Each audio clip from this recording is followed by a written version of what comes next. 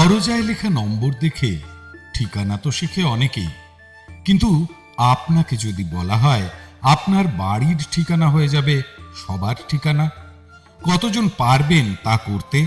অনেক শিল্পীর আশার আস্তানা তৈরি করেছেন প্রবীণ শিল্পী প্রদীপ সুর। তিনি তার নিজের আস্তানাকে বদলে দিয়েছেন একটি পূর্ণাঙ্গ আর্ট গ্যালারিতে।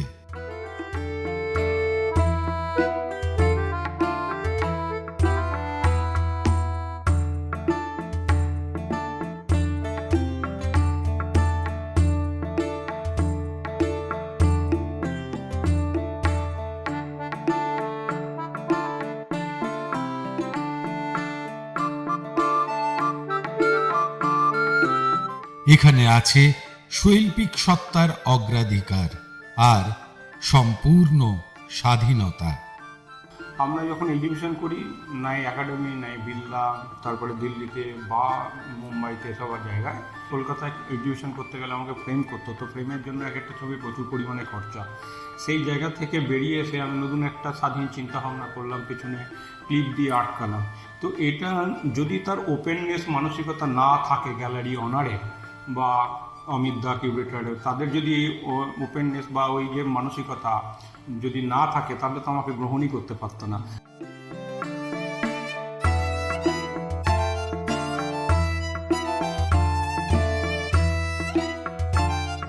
তারপরে এই গ্যালারিটি এত সুন্দর একটা মফস্বল শহরের মধ্যে, যেমন আমরা হুগলি ডিস্ট্রিক্টের মধ্যে পড়ি, সেইখানে উনি তার নিজের বাড়িতে নিজের মানসিকতায় সেগুলোকে তৈরি করেছেন। নিজে যেহেতু একজন ছবি আঁকার লোক বা স্কাল্পচার, তিনি সেটাকে বোঝেন এবং সেই জায়গায় দাঁড়িয়েই একটা এত বড় গ্যালারিকে, 3টে রুম নিয়ে গ্যালারিটাকে, তার সঙ্গে কাফে এরিয়া, তার সঙ্গে বুক শপ, এখানে পড়তে পারো, এই যে একটা এনভায়রনমেন্ট তৈরি করা, যেটা খুবই প্রাসঙ্গিক এই সময়। প্রদীপ সুরবাবু উনি এত সুন্দরভাবে এটাকে এক্সিবিট করছে। এটা যদি একটা ভাড়া দিতেন বা কোনো একটা অন্য কোনো কফি হাউস বা আদার কাউকেও দিয়ে যদি এটা দিতেন, তাহলে সেটা তো প্রতি মাসে অনেক টাকা রোজগার করতে পারতেন। কিন্তু সেটা না দিয়ে উনি শুধু আর্ট অ্যান্ড কালচারের যে ডেভেলপমেন্ট, তার জন্যই এটাকে স্যাক্রিফাইস, ওনার জীবনটাও একটা স্যাক্রিফাইস সোসাইটির জন্য। শিল্পীরা তাদের কাজের মাধ্যমে অমরত্ব পান, যদিও অনেক শিল্পী আবার অমরত্বের প্রত্যাশাও করেন না। কিন্তু নিজের আদরের বাবাকে চিরজীবন বাঁচিয়ে রাখতে তাঁরই নামে এই আর্ট গ্যালারি। ফরাসি নাম, বাংলায় তর্জমা করলে দাঁড়ায় সুর মহাশয়ের গ্যালারি। বাবা ছিলেন প্রখ্যাত চিকিৎসক ও ফরাসি ভাষার পণ্ডিত। ফরাসডাঙ্গা চন্দননগরে তাই শিল্পকলার এই আখড়া।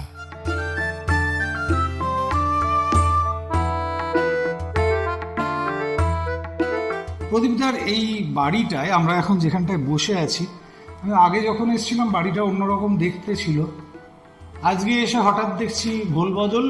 এটা একটা আর্ট গ্যালারি হয়ে গেছে। প্রদীপদা, এটা নামটা কি? গ্যালারি দে মসিয়ে সুর। গ্যালারি দ্য মসিয়ে সুর। মসিয়ে মানে মিস্টার, আর সুর মানে আমার বাবার নামে আমি করি। ফ্রেঞ্চ এটা? হ্যাঁ, ফ্রেঞ্চ। মানে ফরাসি, এটা হচ্ছে ফরাসি একটা শব্দ, মানে ফরাসডাঙ্গায় ফরাসি নামের। হ্যাঁ, তার একটা গন্ধ রাখার চেষ্টা।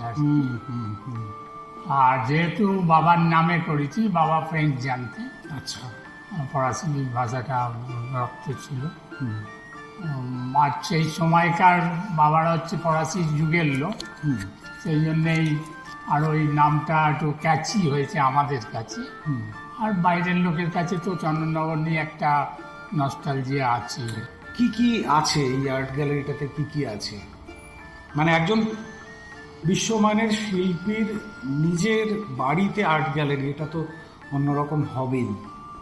হ্যাঁ, এখানে আমাদের কিছু কালেকশন আছে, মানে গ্যালারির কালেকশন।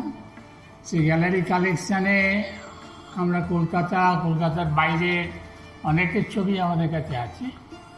যখন কেউ ভাড়া নেয় না এটা, সেই সময়গুলো আমাদের গ্যালারির এক্সিবিশন হয় চেঞ্জ করে করে।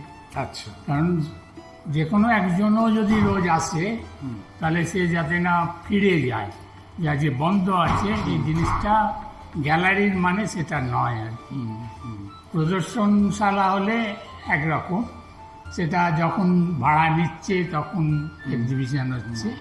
কিন্তু গ্যালারি মানে যে কেউ যে কোনো দিন যে কোনো সময় আসতেই পারে, এসে এসে ডিম্যান্ড তার যে আমি ছবি দেখব। আপনার তো মনে থাকবেই, আপনারা যারা জানেন না, আমরা একটা আন্তর্জাতিক কাজ করেছিলাম, মানে প্রদীপদা ওই স্কাল্পচারগুলো তৈরি করছেন আর আমি সেই শুটিংটা করেছিলাম। সেই জায়গাটাও এখন পরিবর্তন হয়ে গেছে, একটা লম্বা বারান্দা ছিল এই বাড়ির, আর এই ঘরটাতে প্রচুর আর্টিফ্যাক্টস ছিল, কিছু ডোকরা, কিছু টেরাকোটার কাজ ছিল। তো নতুন যারা, তারা এই গ্যালারিটা নিতে পারবে, মানে অ্যাফোর্ডেবল? হ্যাঁ, অবশ্যই অবশ্যই।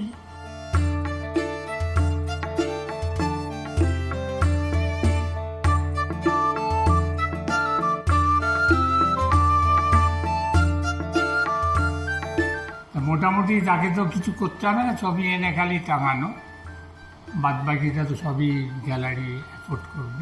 গ্যালারির সঙ্গে বোধহয় একটা ক্যাফেটেরিয়াও আছে। ক্যাফেটেরিয়া ছোট হয়েছে, এটা 1 বছর হলো হয়েছে। তাতে যারা এক্সিবিশন করতে আসে তাদের একটু সুবিধে হয়, যে একটু কাউকে আপ্যায়ন করলো। হ্যাঁ, এখনো তো ছবির মানে এক্সিবিশন করা মানে ফটোগ্রাফির বা পেন্টিংয়ে ভারতবর্ষে এখনো আপ্যায়ন করেই আনতে হয় লোককে। মানে গেট মানি দিয়ে কেউ আর্ট এক্সিবিশন দেখতে আসছে, এটা হয় না। যদিও এখানে গ্যালারি ভাবের জন্য এর একটা তো ডিগনিটি হয়েছে। অনেক ইয়ং ছেলে মেয়ে তারা ঢোকবার আগে জিজ্ঞেস করে যে পয়সা লাগবে কিনা। এটা একটা গুড সাইন মফস্বলে। এটা কলকাতাতে আছে কিনা আমি জানি না। আচ্ছা, গ্যালারিতে এন্ট্রি নেওয়ার জন্য? হ্যাঁ, আমি দেখবার জন্য কোনো এন্ট্রি ফি লাগবে কিনা। আচ্ছা, এটা হয় তার মানে এটা একটা মানসিকতা কোথাও একটা হচ্ছে আমার মনে হয়। সেটা করেছি বলেই বুঝতে পারছি, তার আগে বুঝতে পারতাম না, রাগ হতো। এখন সে রাগটা মোটামুটি কমে গেছে। আর এখন যে এক্সিবিশনটা চলছে তাতে দেখতে পাচ্ছি অন্যান্য ছবির সঙ্গে বেশ কয়েকটা জগদ্ধাত্রীর ছবি আছে।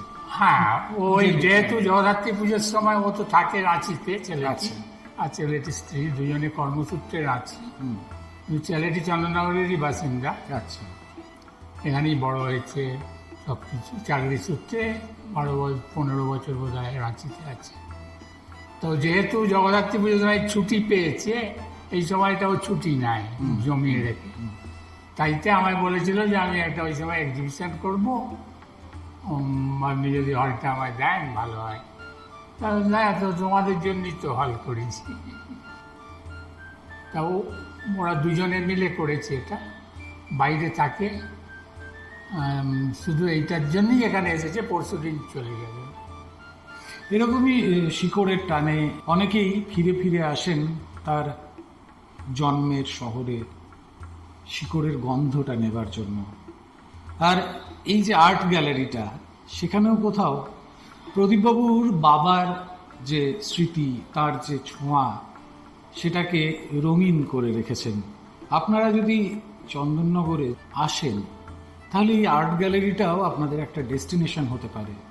কেমন লাগলো এই ভিডিওটা আমাদের কমেন্ট করে জানান, আর ভিডিওটা যদি ভালো লাগে একটা লাইক আর শেয়ার করবেন। আজ এই পর্যন্তই।